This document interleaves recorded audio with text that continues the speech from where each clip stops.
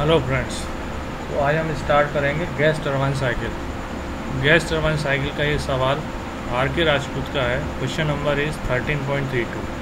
The question is like this: air enters the compressor of a gas turbine plant operating on a Brayton cycle at 101.325 kilo pascal and 27 degree Celsius. इसका मतलब ये हुआ कि जो air compressor में enter हो रही है एट द पॉइंट नंबर 1, अगर हम इस साइकिल में देखें ये 1 से 2 कंप्रेसर है, तो ये जो हमें डेटा दिया गया है ये प्रेशर और ये टेम्परेचर, ये दोनों वैल्यूज़ कहाँ की दी गई हैं? Point number 1। Then pressure ratio in the cycle is 6, that means P2/P1 हमें कितना दिया गया है? 6। अब बिकॉज प्रेशर P2 बराबर P3 है, कौन सी कांस्टेंट प्रेशर लाइन है, एंड P1 बराबर P4 है, यानी कि ये भी क्या है? कांस्टेंट प्रेशर लाइन है, इसलिए P2/P1 बराबर किसके होगा? P3/P4। तो जब हम सवाल में यूज़ करेंगे तो P3/P4 की वैल्यू भी हम 6 लेंगे और यहाँ P2/P1 भी हम 6 लेंगे। Calculate the maximum temperature in the cycle and the cycle efficiency. दो चीज़ हमें निकालनी।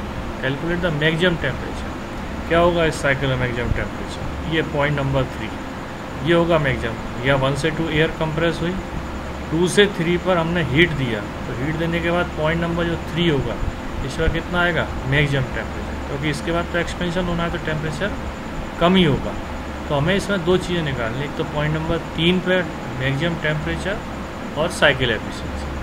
अब जब हम 3 नंबर टेम्परेचर कैलकुलेट करेंगे उसके लिए हमें एक एडिशनल कंडीशन की ज़रूरत पड़ेगी, वो इसमें दी गई है कि work in turbine is 2.5 times of work in compression. WT is 2.5 ऑफ WC दिया भी है, where WCT and WC are the turbine and compression work. Gamma given है 1.4, अदरवाइज हम इसको ले लेंगे। अब इसको हम सॉल्व कैसे करेंगे? P1 हमें दिया गया है 101.35 kilo pascal, T1 27 degree Celsius दिया गया है, तो इसमें हम ऐड कर देंगे 273 और ये हमें मिल जाएगा 300 डिग्री केल्विन। कभी भी हम टेम्परेचर की वैल्यू केल्विन में रखेंगे। RP इज़ गिवन 6, क्लियर है। अब देखिए इसमें हम सबसे पहले साइकिल बनाई हमने, टेम्परेचर और एंट्रोपी पर हमने साइकिल बनाई। 1 से 2 कंप्रेशन, ध्यान रहे, 2 से 3 हीट एडिशन, 3 से 4 टरबाइन में एक्सपेंशन और 4 to 1 heat rejection at constant pressure. अब सबसे पहले हम T2/T1 is equal to P2/P1 की पावर Γ-1, इस फॉर्मूले का आप यूज़ करोगे और इस फॉर्मूले से जो है हम T2 की वैल्यू कैलकुलेट करेंगे। T1 तो दिया गया है, यहाँ पे हमने RP रखा 6, गामा की जगह 1.4 रखा और T2/T1 बराबर 1.688। देन हमने इसमें लिया ये T2 बराबर कितना हो जाएगा? 1.68 इंटू ये हो जाएगा T1। तो T1 जो है हमें इसमें ये दिया गया, T1 की वैल्यू ये दी गई है 300, मल्टीप्लाई कर दीजिए तो इस तरह से T2 की ये वैल्यू आ गई 5। अब T3/T4 में हमने इसी चीज़ को यूज़ किया हुआ, तो T3/T4 इसको देखिए, T3/T4 ये है यहाँ पर, ये T3/T4 बराबर वही फॉर्मूला यहाँ भी लगेगा, दैट इज़ P3/P4 और P3/P4 क्या है? RP, pressure ratio, which is equal to P2/P1।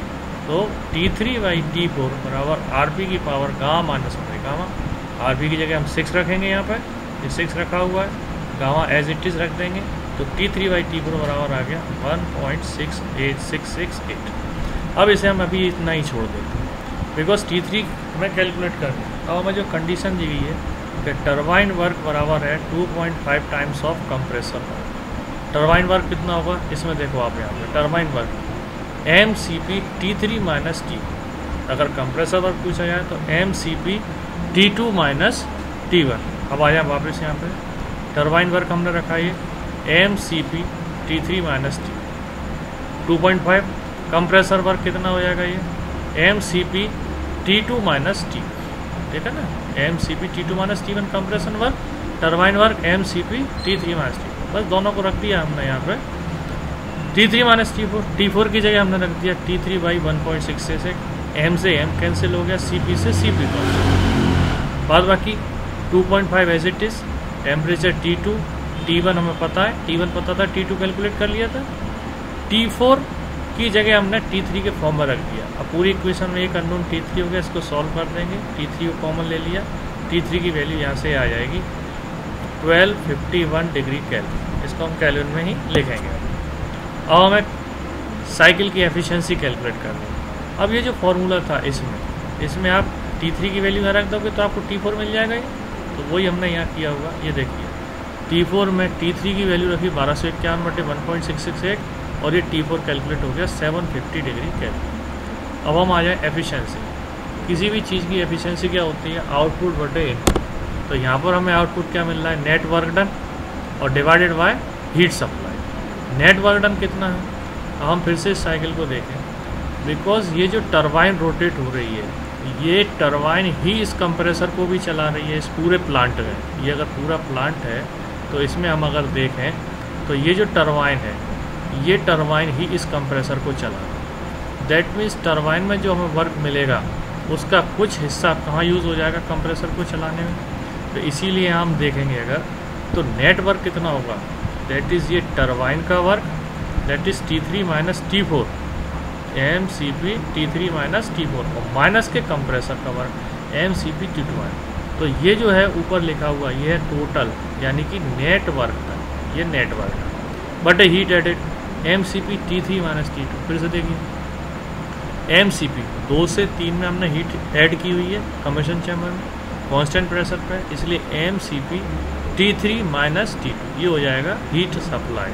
तो यहाँ हमने इनकी वैल्यू रख देंगे। हमारे पास हर टेम्परेचर मौजूद है, T3 पता है, T4 पता है, T1 T2 पता है, MCP सब कैंसिल हो जाएंगे आपस में। ये सारी वैल्यूज़ रख दी, T3 की रख दी वैल्यू, T4 की रख दी, एफिशिएंसी आ जाएगी 40%। अब अगर हमें इसी को हम चाहें तो डायरेक्ट फार्मूले से भी कैलकुलेट कर सकते थे। ये फार्मूला 1 माइनस 1/RP की पावर गामा माइनस 1/गामा। यहाँ RP क्या है? प्रेशर रेशो 6 जो गिवन है हमें, हमने यहाँ पर प्रेशर रेशो 6 रख दिया, गामा रख दिया। डायरेक्ट आप एग्जाम में इस तरह से भी इसको कर सकते हो। तो इस सवाल को थोड़ा सा समझने की ज़रूरत है, बाद बाकी इसमें कहीं कोई परेशानी नहीं।